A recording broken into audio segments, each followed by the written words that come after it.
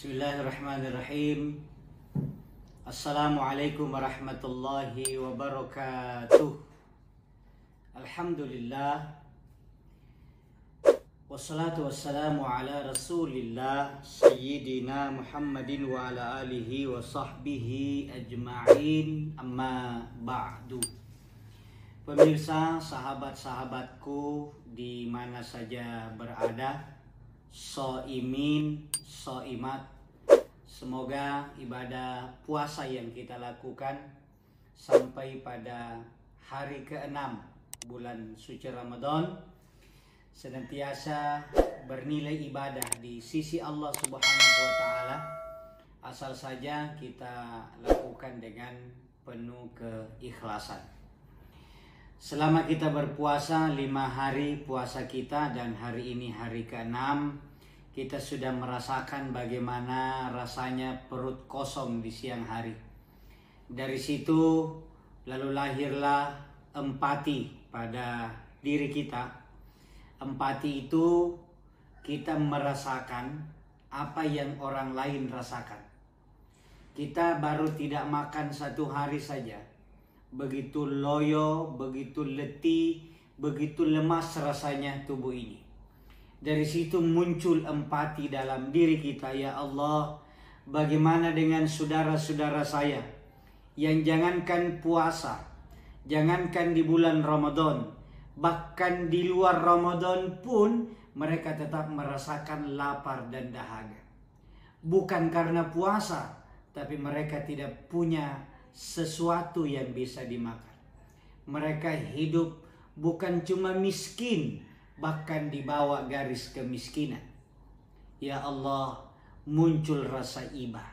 Kemudian dari situ muncul belas kasih, lalu terdoronglah keinginan kita untuk berbagi, memberi sebahagian dari rezeki yang dititipkan oleh Allah kepada kita sekalian. Oleh karena itu, sahabat-sahabatku, melalui puasa ini mengajarkan kita untuk menjadi manusia-manusia yang dermawan. Kalau ada titipan Allah kepada kita berupa harta, jangan lupa dalam harta yang kita punya ada hak orang-orang miskin, ada hak anak-anak yatim. Maka keluarkanlah sebahagian rezeki yang telah dititipkan oleh Allah kepada kita. Allah yang tahu bagaimana gembiranya seorang miskin kalau mendapatkan uluran tangan daripada kita. Karena yang sekarang manusia banyak lakukan adalah orang kaya semakin menimbun harta kekayaan.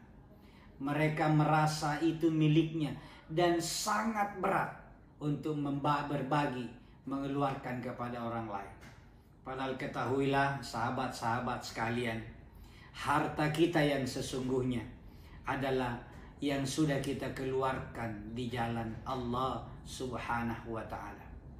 Bahkan kalau kita ingin merasakan kenikmatan, kalau kita ingin merasakan kebahagiaan hidup ini, harus seimbang antara masuk dengan keluar. Saya biasa menganalogikan, masuk itu adalah makan, dan keluar itu adalah buang air besar. Kalau kita ditanya mana yang enak kita rasa, atau mana yang lebih enak, habis makan atau habis buang air besar? Coba, pasti ada yang berkata rasanya lebih enak kalau habis makan. Ya, ini orang yang paham makanisme. Ada juga yang berkata rasanya lebih enak kalau habis BAB. Oh, ini berarti BABisme. Padahal enaknya sama-sama. Enak rasanya kalau habis makan karena jadi loyo, menjadi segar. Coba kalau jam 5, jam 4 lama sekali kita merasa lapar, tapi begitu sudah buka puasa, segar, sudah ada masuk, maka habis makan, habis minum, itu membuat perasaan nikmat. Itulah sebabnya ketika rezeki bertambah, ketika Allah memberikan kita nikmat rezeki, rasanya enak dan tenang. Dan ingat, begitu selesai kita buang air besar, juga perasaan pasti enak. Belum pernah ada orang keluar dari WC yang mukanya murung. Pasti muka sumringah, bahagia. Kenapa? Yang repot itu kalau mau keluar.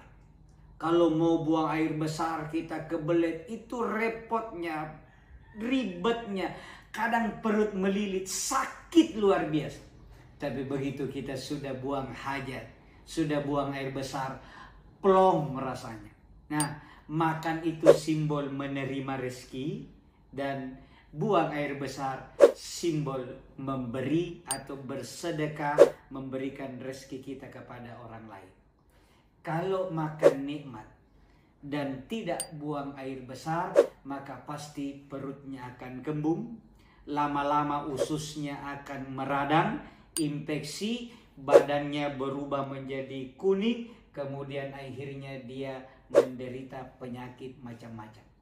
Maka kalau ada orang hanya mau menerima saja, tapi tidak mau memberi, sama dengan orang yang hanya mau makan, tapi tidak mau buang air besar. Memang yang dikeluarkan adalah kotoran, tapi membuat perasaan jadi nikmat. Begitulah hakikatnya harta. Sesungguhnya harta yang kita tumpuk, kemudian kita tidak mau keluarkan, sesungguhnya itu adalah kotoran. Yang kalau kita simpan terus menerus, lama-lama dia akan meradang. Kemudian harta itu infeksi, kemudian dia merusak harta yang lain. Cara Allah terhadap orang yang kikir adalah hartanya mungkin tidak berkurang, tapi kenikmatannya yang tidak ada. Tengoklah betapa banyak orang kaya hidupnya menderita. Betapa banyak orang bergelimang harta kekayaan, tapi hidupnya seolah-olah dia menjadi orang yang paling susah di dunia. Kenapa? Allah cabut ketenangan, Allah cabut kebahagiaan, Allah cabut kedamaian dalam hatinya. Rahasianya di mana? Dia enggan mengeluarkan hartanya. Karena itu di dalam Al-Quran Allah banyak ayat menggandengkan antara perintah sholat dengan perintah zakat. Aqimus sholat wa atuz zakat. Kenapa digandengkan?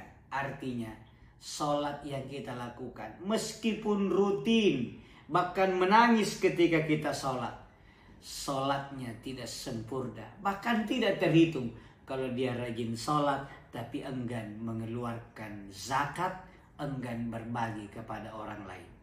Puasa Ramadan mengajarkan kepada kita untuk merasakan bagaimana penderitaan orang-orang miskin. Maka mestinya puasa Ramadan mengajarkan kita, ayo berbagi di bulan Ramadan ini. Banyak saudara-saudara kita yang susah, banyak anak-anak kita yatim, panti asuhan, panti jompo, pondok pesantren. Berbagilah kepada mereka supaya kenikmatan yang kita rasakan dengan harta titipan Allah juga dirasakan oleh saudara-saudara kita yang lain. Semoga kultum, kuliah terserah antum, ya, kuliah 7 menit ini ada manfaatnya. Saya Ashar Tamanggung, manusia biasa, mohon maaf atas segala kekurangan. Wallahul muwaffiq ila aqwamit thoriq. Wassalamualaikum warahmatullahi wabarakatuh.